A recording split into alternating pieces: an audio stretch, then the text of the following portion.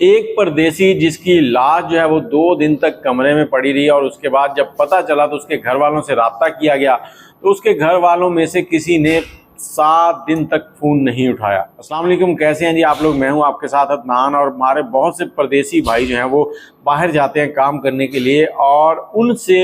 بعض اوقات ایسے بھی ہو جاتا ہے، ہر بندہ نہیں، کچھ چند ایک ایسے لوگ ہوتے ہیں جن کے ساتھ ایسے معاملات ہوتے ہیں کہ ان کی جو فیملیز ہیں ان کو صرف اور صرف ATM مشین سمجھتی ہیں، اور انہیں تبھی رابطہ کیا جاتا ہے جب ان سے کوئی کام ہو۔ اگر انہیں کوئی کام ہو تو کوئی ان کی نہیں سنتا۔ اور سعودیہ کے اندر جتنے بھی لوگ کام کرنے جاتے ہیں، بعض اوقات ایسے ہوتا ہے کہ ایک کوارٹر لے لیا 4-5 لوگوں نے، لیکن جب وہ ڈیوٹی پر جاتے ہیں تو ان کو یہی ہوتا ہے کہ زیادہ سے زیادہ پیسہ کمایا جائے، کیونکہ پردیس کاٹنا آسان نہیں ہے۔ اور وہ ایک دن ڈیوٹی پہ جاتے ہیں، وہیں پہ 8 گھنٹے سوئے اور پھر دوبارہ اٹھے اور 16 گھنٹے کی ڈیوٹی کر رہے ہوتے ہیں۔ 4 دن کے بعد 5 دن کے بعد کوارٹر میں لوٹتے ہیں، اور ایک ہی کمرے کے اندر رہنے والے 4-5 لوگوں کی آپس میں ملاقات نہیں ہوتی۔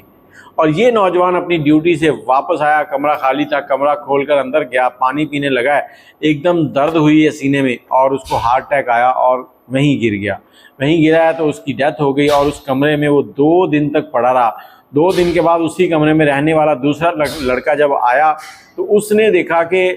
یہ تو مر چکا ہے، لاش جو ہے اس کی حالت خراب ہو رہی تھی۔ پھر اس نے اس کا فون اٹھایا، فون پہ کوئی کال نہیں آئی ہوئی تھی۔ اب اس نے جو اس کے جاننے والے تھے ان سے رابطے کیے، فون کر رہا ہے، کوئی فون نہیں اٹھا رہا، اور اس کے گھر والوں کو تقریباً 7 دن تک فون کر کے ٹرائی کرتے رہے کہ وہاں سے کوئی رابطہ کرے اور اس کی میت جو ہے اس کو واپس بھیجا جائے، کیونکہ میت واپس بھیجنے پہ بھی اخراجات آتے ہیں۔ اب 7 دن تک وہاں سے کسی نے فون اٹینڈ نہیں کیا، اور آخر کار اس شخص کو سعودیہ میں ہی اس کے دوستوں نے اس کا جنازہ پڑھایا اور وہیں پر اس کو دفن کر دیا۔ اور یہ بڑے افسوس کی بات تھی، ایک شخص جو ساری عمر اپنے عزیز و اقارب کے لیے پیسے کما رہا تھا، مشین بنا ہوا تھا، آج اس کے جنازے میں ان میں سے کوئی بھی نہیں تھا۔ اگر وہ چند لمحوں کے لیے دوبارہ آنکھ کھول کر دیکھتا کہ میں نے جن کے لیے ساری زندگی کمایا ان میں سے تو کسی نے میرا فون تک نہیں اٹھایا، میرے نمبر سے اگر فون کیے گئے ہیں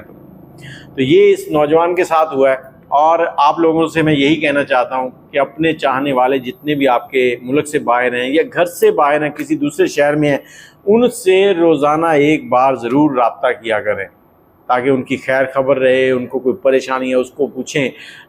صرف یہ نہیں کہ وہ باہر ہے تو آپ کو پیسے ہی بھیجتا رہے، بس پیسوں کے لیے فون کرنا، اس کے علاوہ فون نہیں کرنا۔ تو ان چیزوں سے گریز کریں۔ باقی سب کو اللہ تعالیٰ اچھی صحت والی زندگی دے اور اپنوں کا پیار دے۔